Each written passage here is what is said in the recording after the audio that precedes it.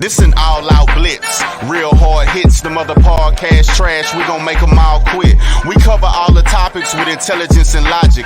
I know you wanna score, but ID gon' stop it. We from Texas, so that mean that we Texans. Breaking down the X's and O's, our profession. No complaining, just training, you see the progression. They had a Pro Bowl for talk shows, we get selected. We gon' celebrate every win like a birthday. Ray J with the news, first with all the updates. Spin move on the competition, yeah, we juking them. You not really in touch if you not tuning in. This is Crenshaw, Briggs, and VT. We want the touchdown, we not trying to go for 3. And it's best if you get up out the street, cause them bulls out the pen and they bout to stampede.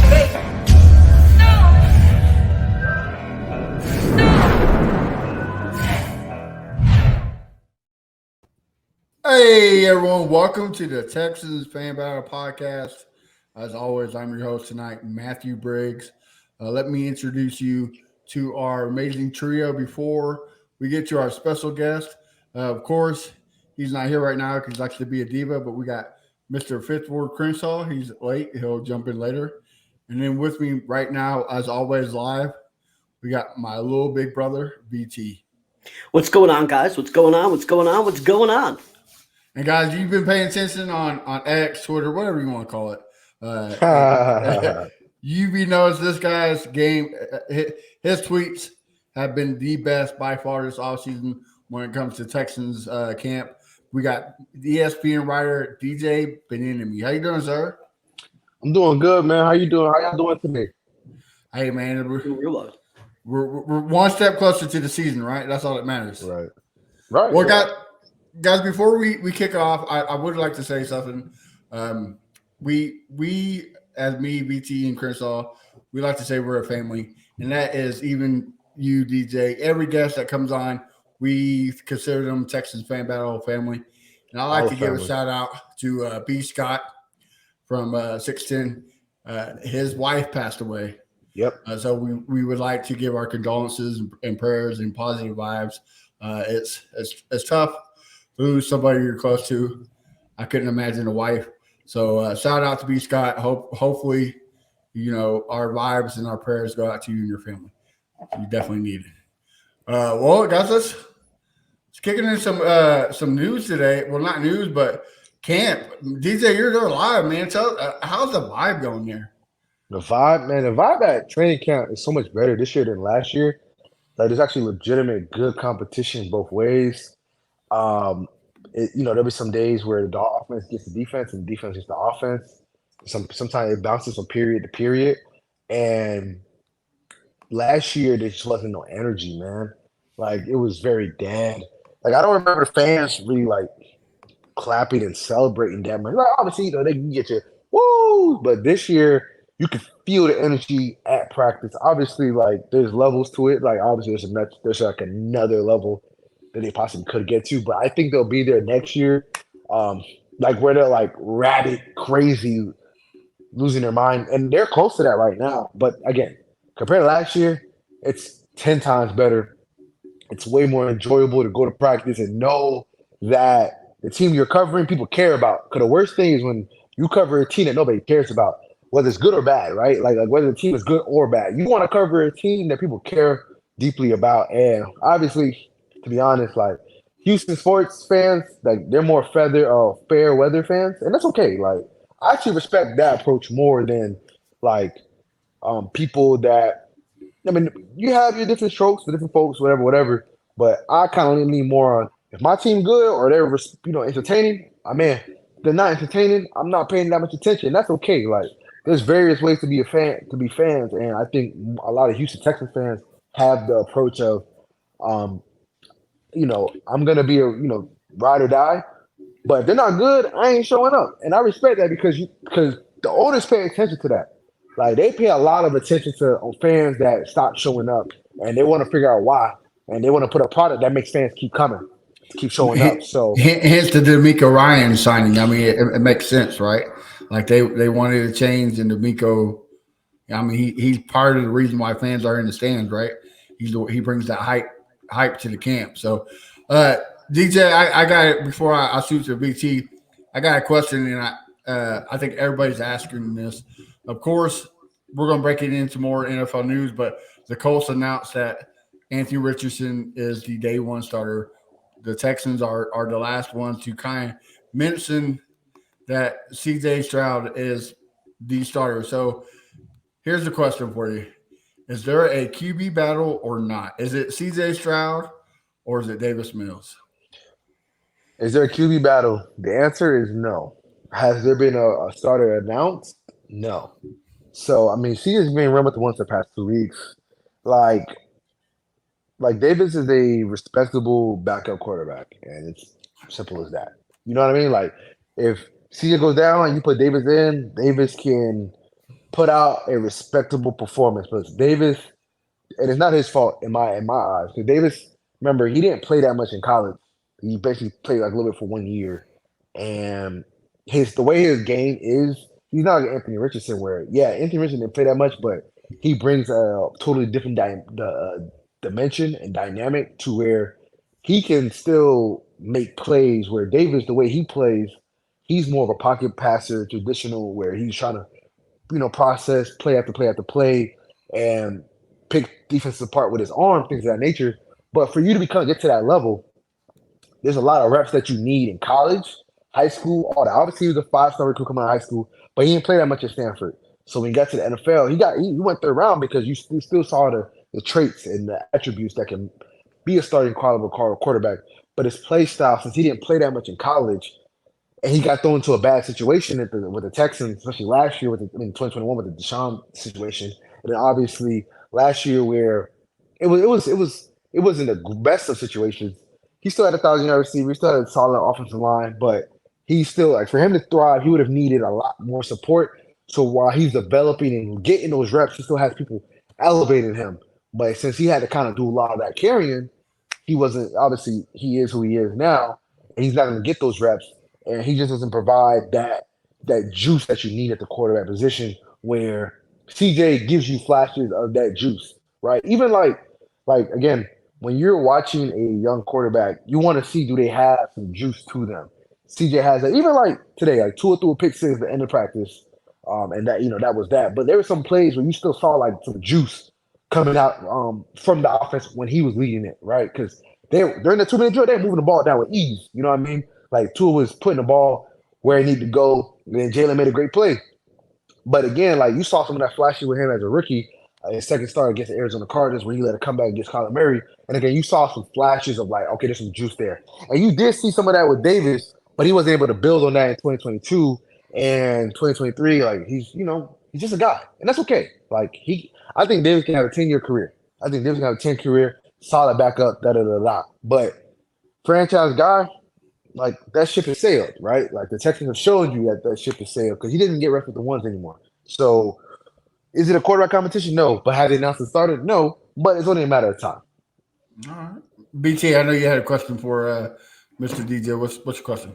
Yeah, I have a few, but the first one I got to ask is about the line. Okay. There's a lot of fans that have gone to camp and are asking questions about Kenyon Green. So apparently he did look good to me in the a few clips that I saw, but some fans are saying that he's getting rotated out with Patterson and that he's not doing all the one-on-ones reps.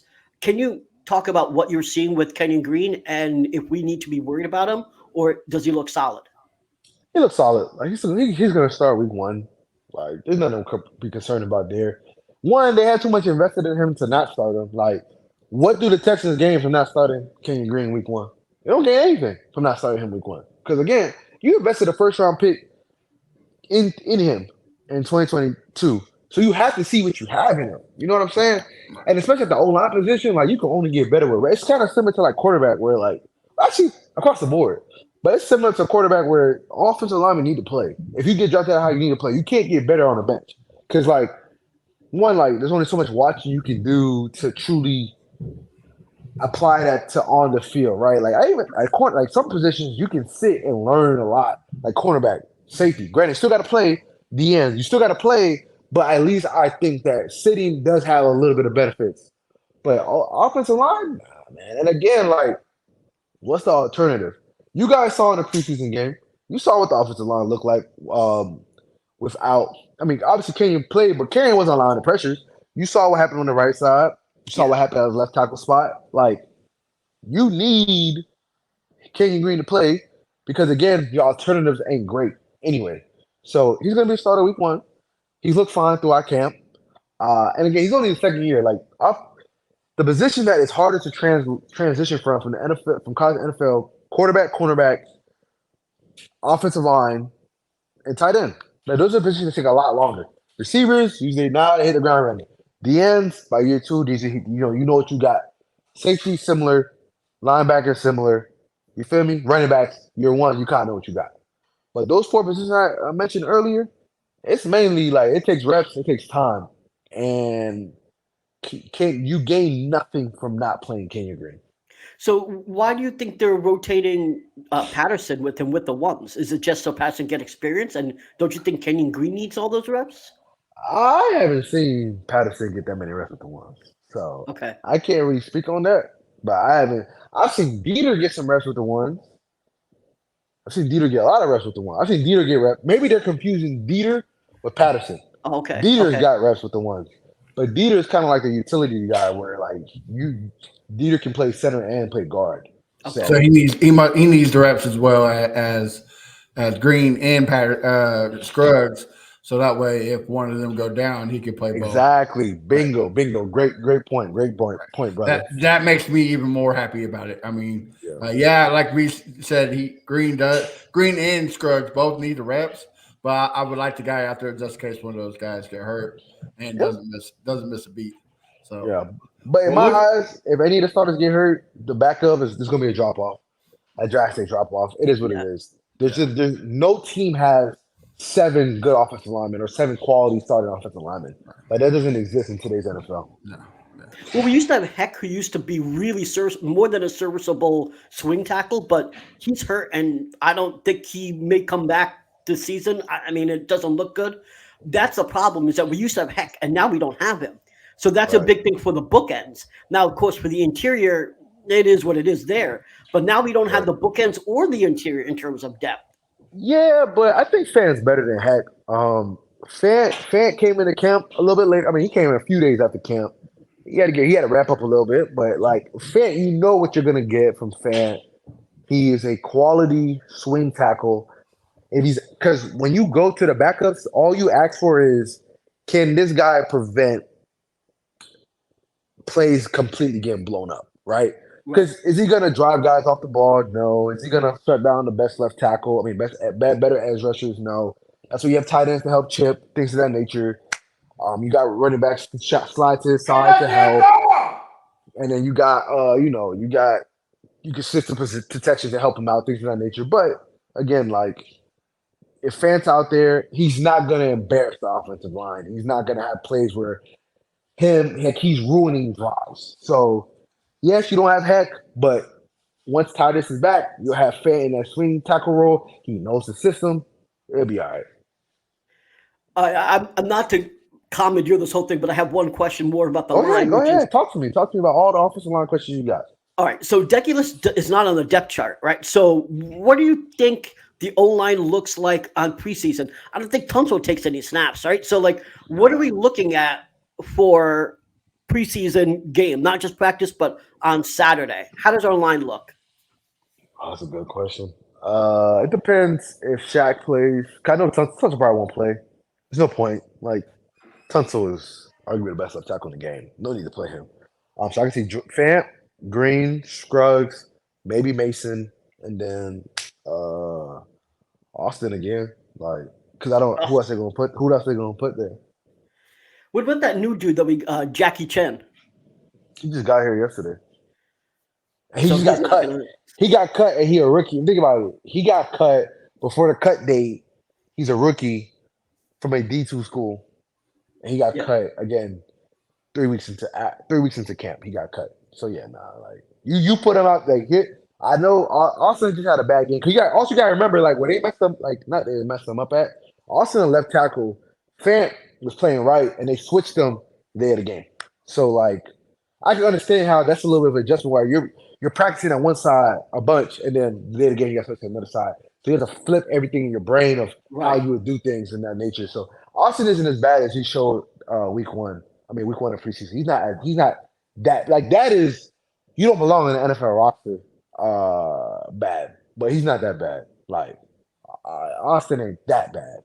Like I think he can develop into a solid swing tackle caliber guy, but he ain't what he displayed on that week. Nah, no way.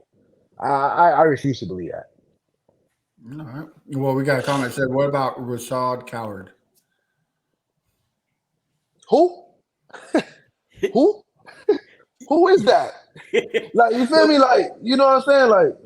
I don't know what that is. Not because I'm not paying attention, but like I pay attention to guys that I know will make that can That impact. matter. Right. Yeah, I don't know who that is. Feel me? Like, no disrespect to him, and shout out to him for being in the NFL, but I don't know who that is. All right. Well, as always, late but never. He always brings the good content. Mr. Crenshaw, about time you show up. Crenshaw, what's good? What up, DJ? What up, DJ? First of all, Talk to me. where is that football that you caught the touchdown with? Is it in the house somewhere, man? Man, that football, man, get that football right back. You saw on the video, you feel me? I caught it, spun it, told the camera, this is what I do. And I don't know where the ball went after that. I don't know. We were still using the same ball. I don't know if they used a new ball. I don't know where that ball went. So Yeah, man. Nah, but I got questions about two of the things you tweeted out earlier. talk to me. So how did the line held up against their O line, and did CJ operate good in Vic's scheme? Say that first question again. Um, How did the old how did our D line hold up against their offensive line, Miami? Oh, it was weird, man, because like during one-on-ones, the Texans D line beat the hell out of the Dolphins O line. Like I remember, like there was one play where Lopez drove their starting center, who wants a new contract, back to the quarterback. Like to be honest, like if Roy wanted to, Roy could have driven that man to Dallas the way he pushed that man off the ball. I'm not gonna lie. But then like there were plays where Jerry Hughes was whooping Austin Jackson and started right tackle. Obviously, what's his name? Armstead, he didn't participate in one-on-ones. Neither did Will, which is interesting. But once they got the team, it wasn't like they got pressures, but they weren't necessarily like getting sacks. But they're getting pressure. But Tua isn't a quarterback that actually gets sacked a lot because he gets the ball out quickly. Which is odd when sometimes they'll hold the ball too long and then get slammed on his neck. But because you look at even like in 2021 where they had the worst offensive line, arguably worst offensive line in the league, he didn't like he wasn't up there in sacks. So Tua has really good pocket presence. So I can't. It's hard to judge in practice because Tua gets the ball out quickly. But it was I would say it was a stalemate where like there were plays with the D line won and there's plays with the offensive line gave Tua enough protection to get the ball out. Okay. So I'll say it was good competition. And then to your second question, there's some plays where Vic has CJ in hell. There's some plays where Vic has CJ in hell. But there's all the other plays where CJ was able to get the ball out. But I think that Vic for sure. But that's to be expected, right? Like Vic, arguably one of the best DCs ever. Like he's up there with the Bill Belichick of the world, the Rex Ryans of the world. Like Vic is elite as a DC. You know, I found out the other day he was actually a DC for the Texans back in like when they were first created, when they were first created in 02, 03, 04, 05. Actually 02, 03, 04, and 05, whatever. But yeah. Like, so I can't really hold it against CJ that he wasn't as crisp against Vic Fangio because like he does a lot, like he holds stuff. Like you don't know what he's gonna be in until post snap. For example, like. Well, I know how he really has a lot of success against rookie quarterbacks. He's almost in that Bill Belichick sphere. Bill Belichick is just different against rookie quarterbacks. It doesn't make any sense. But, like, Tua's rookie year, Tua started out really well, right? Obviously, the ran game, he only had like 97 yards passing, 1 touchdown to Devontae Parker. But the next game, he had 2 touchdowns against what's it called? The Cardinals. Led the comeback drive, had a really good game. Had an efficient game against the Chargers. Had another good game against the what's the team called? A good game against the Bengals, and then he went to Denver. They sacked that man 6 times. You feel me? They sacked him 6 times. He threw for under 100 yards. And he got benched. You know, Ryan Fitzpatrick came in. So I expected CJ to have moments where he was patting the ball, not really sure where to go. There's some plays where he had he got sacked. In between the 20s, it was a little tricky. But in the red zone, he was actually pretty efficient. Like he threw some touchdowns to Tank, had some scrambles, created off script. So I would say based off of what I saw from CJ as a rookie quarterback, great on a rookie scale, I was pleased. Now, obviously, it was a game. His stats wouldn't have looked great, but again, I was pleased because you saw again flashes. With rookie, all you want to see is flashes, and you saw flashes of him learning on the fly. Because as the practice went on, he was starting to get better.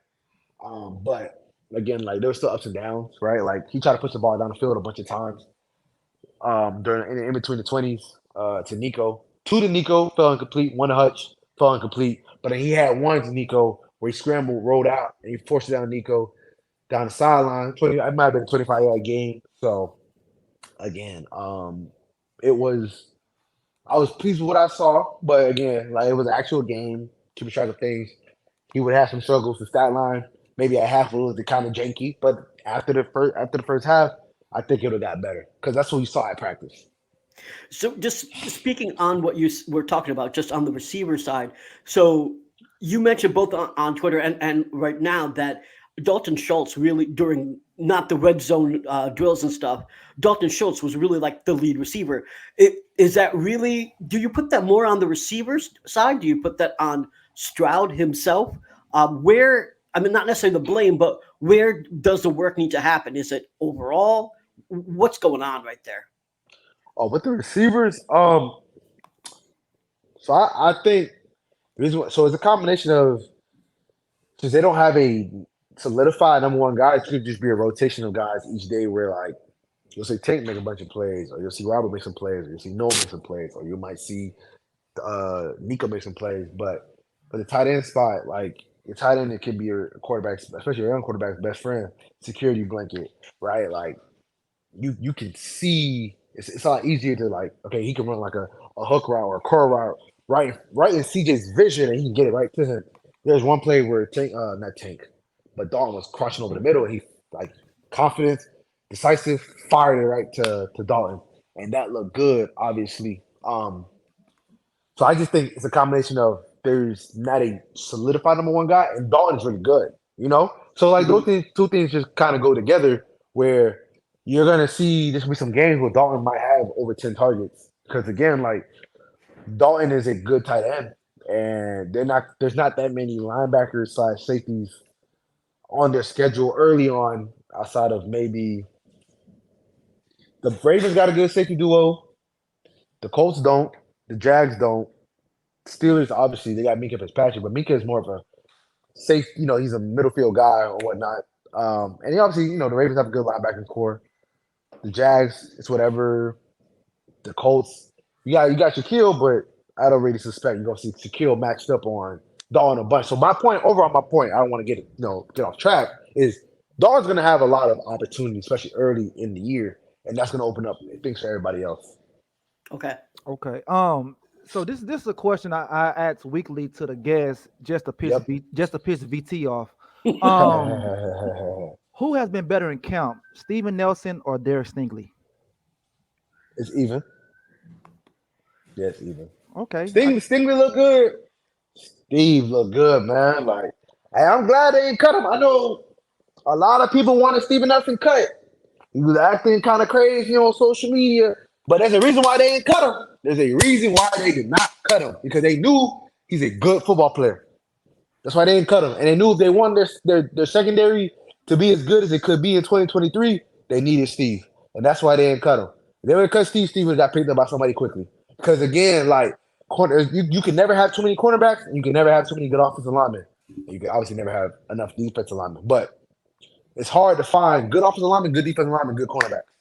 And Steve has looked really good at times. I think he probably has the most interceptions for the entire secondary throughout camp. He has the most, without question. I believe he caught one the other day. I think he has 3. Stingley has 1. Petrie, if you include today, might have 2. Jimmy might have 1. Tyvier has 1. Desmond has 0. He might have 1, but I think he has 0 throughout camp. So Steve has got his hands on the ball, created turnovers, got PBUs. Like Steve is legit, and that's why they ain't cut him. Even when he was doing his social media stuff, they knew they needed him to be as good as they want to be in 2023. Because again, like Domingo, first year coach, Casario got to start winning. Because again, what his record is what it is. Like he got, good God, he has what? He got 7 wins on the entire since he's been here. Because he went 3. Oh my God, no, I'm tripping. Because they went 4-12-1, or was it 3? It was 3-13. Oh my God. So he got 7 wins since he's been here. So you need as many good players as possible so you can start getting the ball running in the wins. Because again, like when Steve goes out or Sting goes out, there's a drop off and it's noticeable. Like I thought Shaquille Griffin could push Steve to be a starter. Nope. No shot. And we asked him not even a about rotational guy, huh? I think I say this: if Steve or Sting got hurt, Griffin can go out there and he can hold his own, and the drop off wouldn't be noticeable, but there would be a drop off. It wouldn't be a large drop off, but it wouldn't be a large drop off, but it would be a little noticeable. I know I said it wouldn't be noticeable, but I'm correcting myself. It would be a little bit. You could notice it a little bit, but it wouldn't be gigantic. But when we asked D'Amico about Griffin, he said he's a depth piece. So I'll let you know what they feel about Steve. And think about Steve did what he did, and he got a ring. Yeah, right. So yeah, no, Steve looked good in camp.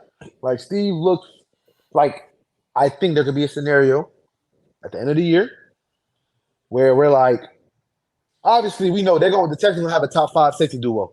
You're not gonna find a team that got 2 safeties better than Jalen and Jimmy Ward.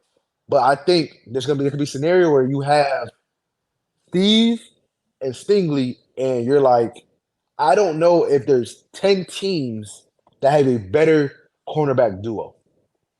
So, all right, I've been saying this that I think we're going to have a top 5 secondary. What are your thoughts? You think that's a possibility, or I mean, absolutely. Right? I think our secondary is our strength of the team. Honestly, I think that we'll be known for our secondary. Absolutely, they had 16 interceptions and only allowed 15 passing touchdowns through the air. And the only people that really tore them up through the air was, from a passing standpoint, was Tua, Herbert, and Mahomes. That was it. Yeah. Dak did it. Dak threw 2 interceptions against them. Yeah, he threw, he led a game win drive, whatever. But they caught 2 picks off of Dak. You feel me? Like, and Hurts was fine, but it was the run game that really got that offense going. Right. So again, it wasn't like they didn't play good quarterback. They played good quarterbacks. We saw what they did against Trevor. Trevor was good against a lot of teams. He had 0 touchdown passes and 2 interceptions against the Texans last year. So again, like they played good quarterbacks. Obviously, like they didn't play a bunch of good quarterbacks, but they played a good amount of quarterbacks to be able to have a definitive take of what the secondary looked like. And the secondary was a strength. So again, like I can see them be a top 5 unit without question. But I'll say this though, they wouldn't have been top. They couldn't be a top 5 unit if they didn't keep Stingley. I'm not Stingley. They didn't keep Steven Nelson. Yeah. So if they would have got rid of him, there's no shot. They could have been a top 10 secondary or top 5 secondary. For sure, not top 5, and top 10 would have been pushing it. Fair enough. Can we just take away his Twitter account and just have him play ball? I mean, that's all we need him to do. Just stop fucking tweeting. Why should we take away Steven Nelson's Twitter account? Talk to me. He's still tweeting. He's still tweeting all. I mean, like, did you see what he's tweeting out today? But what if he's going through something in his life and he's like, all right, I'm just tweeting this out, getting this out, and going from there. Well, what if it has nothing to do with football? Get a journal. What if we'll get off that topic because it obviously doesn't matter. Yeah. Steven Nelson, if you're watching, get a daily journal, write it down, stop tweeting. What if he does have a daily journal and he just wants to tweet a couple things? Stop. Because he still be saying like, God got me though. Yeah. I mean, it's true. God still got some, right? After he said God was pointless, like he was like, I mean, like, what the fuck are you saying? But I know we only got you for a little more time, so before we let you go, y'all for 10 more. Matt, you want to just do the preview for the Dolphins game since we've got the Miami dude right here? Yeah, let's do it. Hit the bumper. All right. Is that me? Oh yeah. Hold on. This is Crenshaw, Briggs, and VT. We want the touchdown. We not trying to go for 3. And it's best if you get up out the street, cause them bulls out the pen and they about to stampede. All right, so let's talk about this preview. So the first question everyone wants to know: how much is CJ going to play? What do you think? And that's to you, DJ. Probably I would say at the bare minimum four series. Yeah, 4 series. CJ got to play. Like I hope D'Amico understand that CJ has to play. Like CJ, you can't treat CJ like he a vet. Like CJ's still a rookie. You know what I mean? Like I would have liked if they would have let him get more series that first week, but you know that O-line might have got him killed. So maybe maybe it makes sense to go 2 series. But yeah, hopefully they can get him 4 and go from there. Okay. Well, now you know that they're. I know it's preseason, so it really doesn't matter. But they're playing your favorite team. Do you think that the number ones are going to have a great game, or do you think it's going to be evenly matched? So I don't think Miami gonna play a lot of day ones. I think Tyreek will probably not gonna play this game because last year he didn't play. He didn't play in the second preseason game. He played in the third. He played 1 series, caught that deep pass from Tua. That everybody wanted to overanalyze because everybody a quarterback. And then that was that. Xavier Howard ain't play that much. I don't think Xavier gonna play that much because you gotta remember Dolphins, they have a lot of proven veterans, right? Like they got Howard, they got Right. I don't think you'll see that many of their ones, which is fine by me. Like let's just get CJ reps. That's what come down. Let's get CJ reps. Let's get CJ reps. Let's get the Texans defense some reps against the Dolphins. I think Tua may play, and if Tua plays, Tyreek, I think they can for sure feast. Because I don't think Armstead ain't gonna play either. So yeah, they're gonna have Tua out there with the second team offense. So, but I mean, again, it's all about building confidence and getting good reps and stacking good plays on top of good plays so you can carry that confidence into week 1. I know y'all remember the Texans had a really good preseason last year. You saw they jumped out on the Colts 20-3, and then they pissed it down their leg, and that was that. Right. You're right. You're absolutely right. That's what happened. So David Pierce didn't play, of course, last week. Do you think he'll have any reps this week, or they're Yeah. Okay. I think there's some reps this week for sure. Yeah. All right. Crenshaw, you got a question for the Dolphins fan? I got a question for him, but it's not football related, so I'm gonna let y'all talk to me. All right. Well, all right. So, which one is better, Killer Mike, Michael album, or Kodak Black, Pistols and Pearls album? Both of them suck. Both of those albums suck. I mean, I'll be honest. I don't listen to Killer Mike anyway, so I'm gonna just go with Kodak by default. And Tank said that Kodak might be the best rapper ever. So, who am I to go against? Who Tank thinks the best ever? You feel me? We know the best ever. We already had this conversation. Yes, yeah, we did. Oh, Yeah. I mean, you think It's you BIG, and it's never gonna change. Right? You think it's Biggie, but I mean, whatever. Crenshaw kind of kicked it off with a football question, so it's kind of football related because it's Madden. I know you're a big Madden player. Have you played yet? Yeah, I actually just downloaded it. I got it right on my TV right there. Well, I'll let you know. I've seen some videos of the Jalen Waddle. Oh yeah, it looks clunky, terrible. And Henry, always murdered his last name. Henry Totoa. He's white in the game, completely. Really? He's white as me. Hilarious. In the video hilarious. Game. So they're dropping the ball already. Come on, guys. So to be honest though, I don't play Madden. To be honest, I don't play Madden for the graphics. I don't play Madden for the actual experience. I play Madden for because it's a football game and the competition. So Okay. that's what I play for. I play to win. Like I don't care what the game was like. I'm playing to win. Right. So as long as you can smoke them, right? That's all that matters. that's all that matters to me. You feel me? Like that's what I'm here for. I'm here to give people L's. I don't really care like how the game look. Like I get it. Like, I understand people complaining about it, yada yada, but like, what that got to do with me? Like, I'm here to get some W's. You feel me? Like, I'm a competitor, so I enjoy just competing against a. Because again, like if I call my homeboy Johnny, who's gonna get my best friend, who's gonna get the game soon, and I'm playing him, and the graphics suck. I don't know. Mac Jones look like Lamar Jackson. You feel me? Henry To'oTo'o, they got him listed at offensive line. I don't give a damn. I'm gonna play the game. I'm trying to beat him because I'm not gonna mention. Oh, the graphics stuck. Mac Jones look like Lamar Jackson, and they got Henry To'oTo'o O line. Johnny not gonna want to hear any of that. Johnny gonna just be talking smack to me that he just beat me. So I don't be caring about none of that. I'm trying to win. There you go. V, you got any more questions for?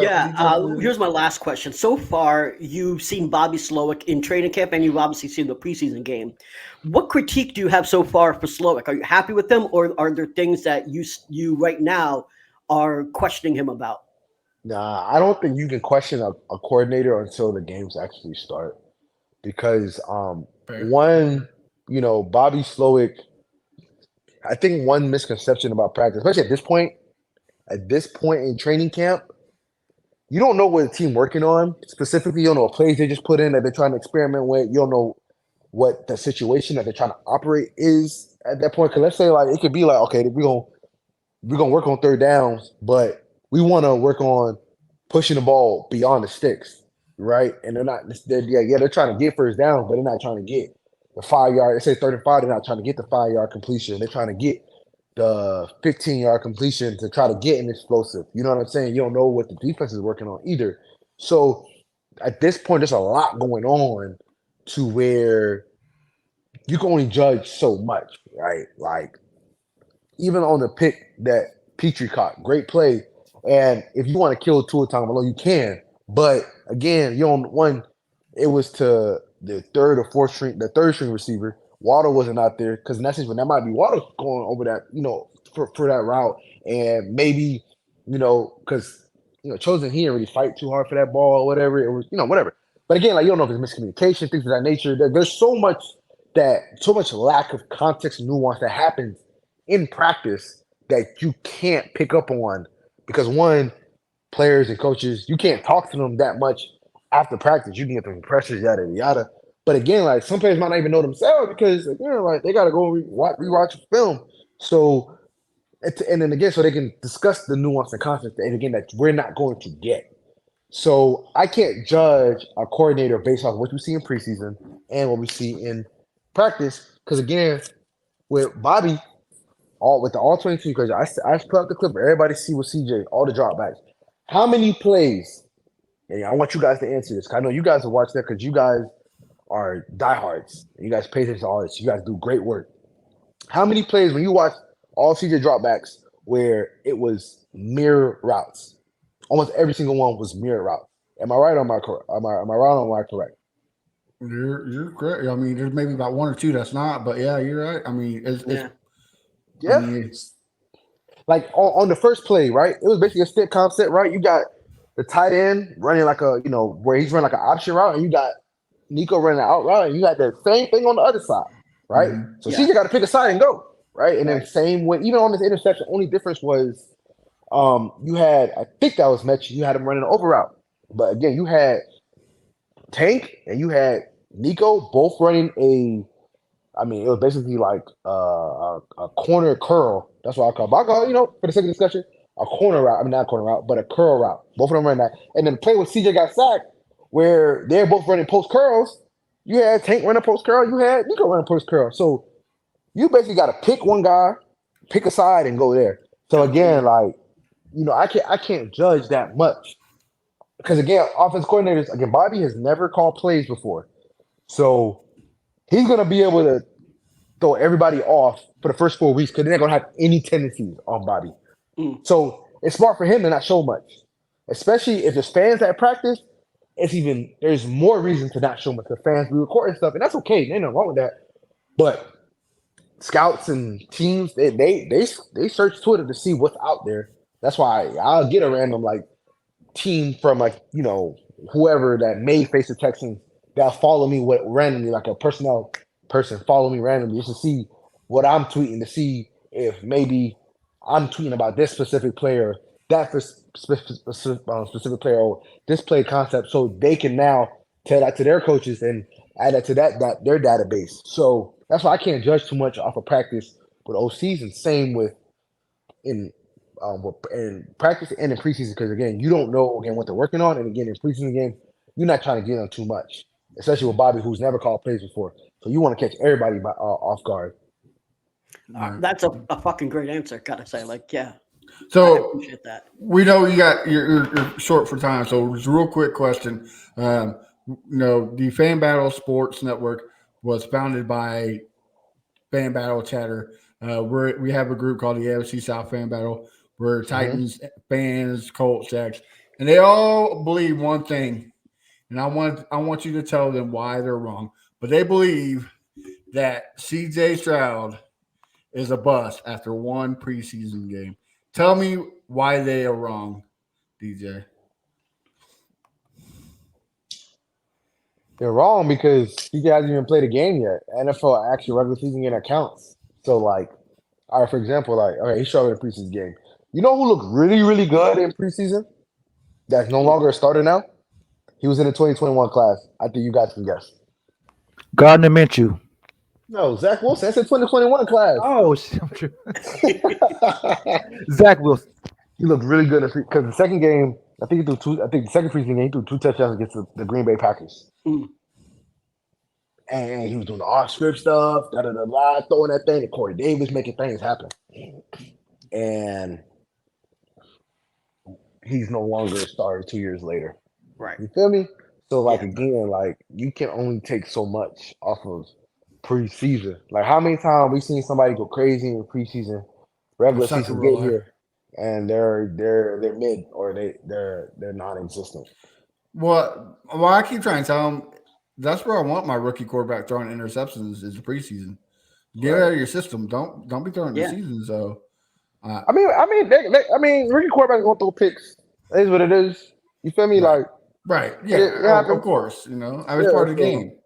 It's part of the game. It's going to happen, but to say it's a bust after a preseason game, is stupid and idiotic. After 4 fucking pass attempts, it's so ridiculous. Hey, but it's fan banter, and you got to understand that's what happens when you take a quarterback that hot from a school like he came from that has a big fan base. He's a big name. Like, this is going to happen. Like, CJ is, I don't know if he's as polarizing as Bryce. Bryce is more polarizing because Bryce is tiny. So, like, everybody has an opinion on Bryce. But CJ came from Ohio State. So, he's going to be polarized because he came from Ohio State and they haven't produced a Pro Bowl quarterback yet. So, you're going to have people with quick, ready to shoot the gun and say what they got to say about CJ, the negative light. Because, again, we all know negativity sells a lot better than positivity. So. Right. Okay. Well, DJ, man, thank you for coming on. We know you got to get out of here. So why don't you tell all our fans where we can find you on social media and what you got cooking in the writing section? Yeah, I got some good things because I'm writing some on Larry Tunsil, I'm writing some on Malik Collins. I'm also writing some on CJ, a few things on CJ. So I got a lot. And obviously, you can find me on Twitter, DJ Bien-Aime, on X.com. I hate that it's called that. Like, why? I still call it Twitter. Yeah. Why he couldn't pick a different letter, dude? Like, he loves that thing X. He's been doing that since PayPal days. I'll never stop calling it Twitter. That's just an odd number because odd letter because I ain't gonna say what the letter X can signify for a website, but we all know what X can signify exactly. for a website. Or that letter. Or you'd be like, yeah, you can find me on X, and be like, ecstasy. Like, why are you on ecstasy? That's such a weird letter to go with, but yeah. But all right, man, thanks again. We gotta get you on after the season starts. So for sure, I got y'all. So you can tell everybody that we're right and that CJ wasn't a bust. So yeah, absolutely. So I got y'all. All right, bro. All right, appreciate it, man. Thanks, DJ. Problem. Do you guys want to move into NFL news real quick? I was great minds think alike because I was already on it.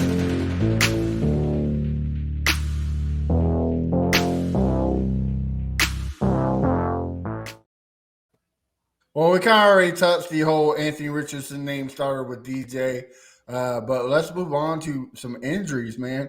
Traylon Burks got carted off, but now they're saying it was just an LCL, nothing too serious. Could be back within 2 to 6 weeks. And a couple other ones. BT, you got the other ones? What were they? Yeah, so let me talk about the ones that actually affect us first. So the Ravens, cornerback Marlon Humphrey. So he looks like there's no timetable for his return. He's gonna have foot surgery. Now we play them week 1. So listen, I'm not hoping for injuries ever, right? I've always said this. Unless it's Deshaun Watson, I don't want anyone else to get hurt. But the thing is, the Ravens actually have 4 hurt cornerbacks. Rocky Sin, Jalen Armour-Davis, Arthur Moulette, and I'm sure I'm murdering these names, Demarion Williams and Trayvon Mullen. They're all hurt. So what that tells me is that this should be, yeah, exactly. Licking his fingers. CJ should be licking his fingers like, ooh, boy. I think we are. Like, obviously, we can't get away from the run game completely. We still need to have the run game there. But I do think we should be lighting up their secondary. Like, I wouldn't be surprised if he walks out of there his first game coming out with 250 yards or more. Like, that would not surprise me. What's your take on it? I mean, we still playing on the road, so that's an extra cornerback right there. And it's still his first NFL game, so it's still going to be tough. If he was a veteran, plus their edge, they're still going to make noise even though the guys are out. But I mean, it's good for CJ, his first game, but he don't have to face their best. But I can see the 250 yards. What you said, VT, I can see it, especially if the run game picks up early. And he do his check down Charlie to Dalton, so I can see that though. So you're right. And also you kind of take into consideration what DJ just said, right? Bobby Sloak is going to open up the playbook and going to do different calls, different schemes. The plays ain't gonna be mirrored, like you said. So that's going to be another interesting thing, especially with non-veteran cornerbacks. I mean, he can trick a lot of people, so it should be a fun one to watch, hopefully. B? Yeah, so all right. So there's also Russell Gage, who we play, and he's out for the season. That's a knee injury, but I don't know. I don't think he was going to be really make or break. I was calling Tampa basically second worst team anyway, after the Arizona Cardinals. So and you already talked about Traylon Burks, but he, like you said, he has an LCL, so he should only be out a couple of weeks. We don't play them until week 15, so that's a non-factor as far as how that affects the Texans. He should be back. And like I said, I always have to repeat this when I talk about injuries, unless it's who. I don't want any of these dudes to get hurt. So I'm actually happy that Traylon Burks it will be back. Yeah, because we definitely don't want no excuses from the Titans fans, right? Exactly. Oh, you only beat us because Cheeseburger Eddie wasn't out there eating cheeseburgers. Like, come on, man. But I think the other thing to talk about is the Jonathan Taylor stuff. So he came back after his rehab, but then he left, and all they're saying is that it's a personal matter, and then it's excused. They're not. So what the hell is going on? He's at practice. He's not doing anything. Then he leaves because he's on rehab. Now he's back, but now he's leaving again because he's excused. I mean, it's obvious he's not happy because of the contract dispute here. Of course, it's rumors, but the rumors is that his girlfriend, wife, or whatever, is having like a miscarriage or something. Oh no! So I mean, again, I don't know, but there's just rumors. If that's the case, then yeah, if it's just like I don't want to be there. I agree with you. Like, why you being an idiot? I mean, this could be it too. His personal matter is his hatred of Irsay. I mean, there's just a lot of variations. It's weird. Like one day he wants to be on the team, and the next day he doesn't. Like, I mean, listen, it would be easy to just say, well, why don't they just pay him? But I mean, everyone has to understand at this point, the RB market has changed dramatically. And as much as I don't think that he deserves $16 million, I also don't think that Irsay is doing him right by playing this all out publicly. So I don't know. Like as far as how it affects the AFC South, not just the Texans but the entire AFC South, that changes dramatically because if Jonathan Taylor is playing with the Colts, that makes Shane Steichen and AR a threat because of how he'll be able to use the run in order to emphasize the pass game, right? So how that affects us is that we play the Colts week 2, right? So the question is not only will Jonathan Taylor come back to the Colts, but will he do it soon enough when we actually play them? I think that's still up in the air. I wouldn't be surprised if he doesn't come back until October. As long as you don't play week 2, right, Crenshaw? Yeah, the way it's looking like, we could be 2-0 and the Colts could be 0-2 because they got the Jaguars game 1, correct? Yep. So hey, that's good for CJ, good for the Texans, good for the fans. To me, they should just pay the guy.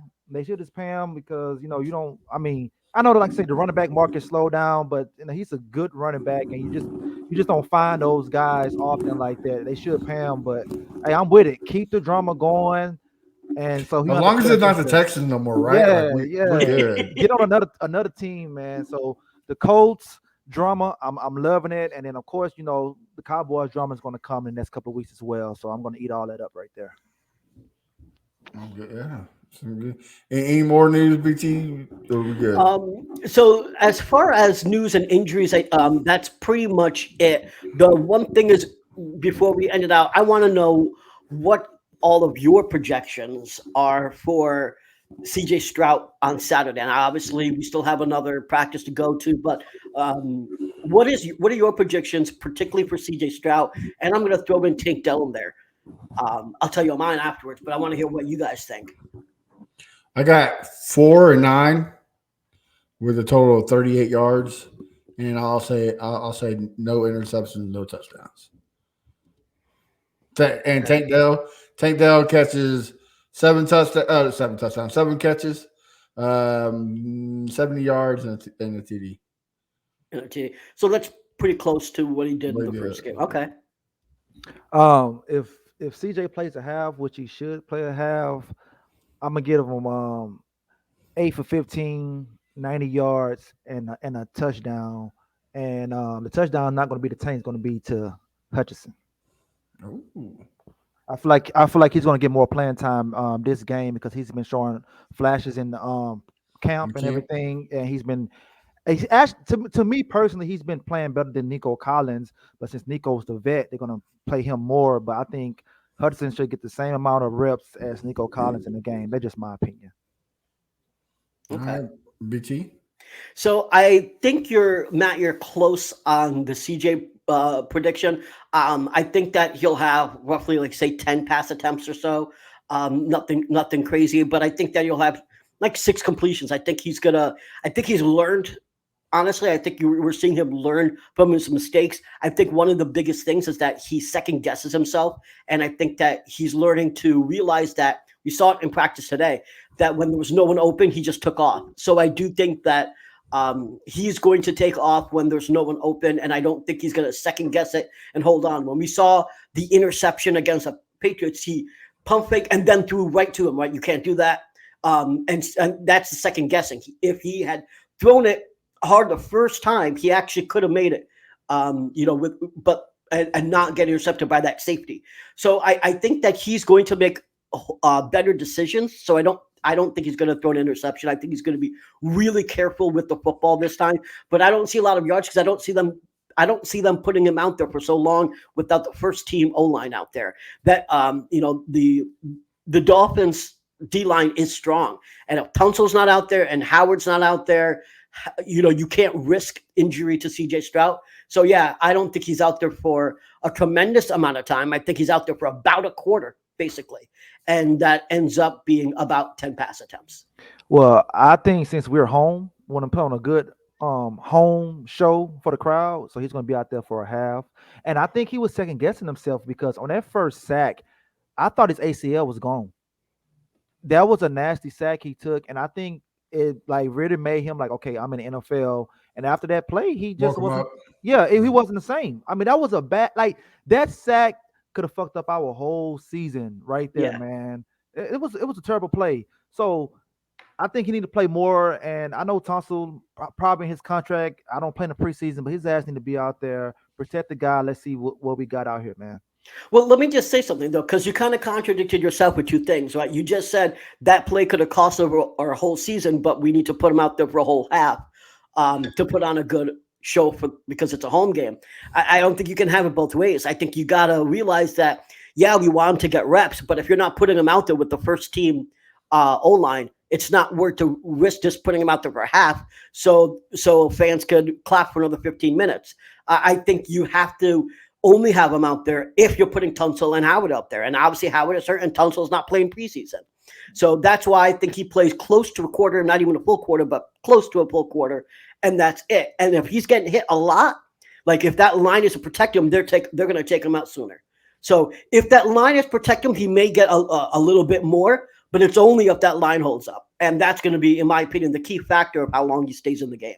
Well, that's why I said Thompson need to play. So Thompson need to play, but he needs to. Him, Mason, they all need to play because what? You're just gonna go into week one like, hey, I'm Thompson, I'm okay. Well, listen, you saw what he did today. The dude can block with one hand. The dude doesn't need reps. All right, he is a god. I believe in the church of Laramie Tunsil. I am a devotee. There is no reason for Laramie Tunsil to play us down in preseason. The only problem with not playing him is we have no one to protect our quarterback on the blind side. If you're not an All-Pro, you'll have to be playing in preseason. He should have been an All-Pro though. So he's not an All-Pro. So if you're not an All-Pro, you'll actually be playing in preseason. Point blank period.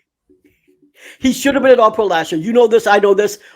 Virtually every single top tackle in the league tweeted out that Laramie Tunsil was snubbed last year and should have been an All-Pro. So, fuck it. It's not on paper that he's an All-Pro, but he had an All-Pro season. He gave up one sack all fucking season, and I forget how many pressures, but it wasn't a ton. It was very, very low.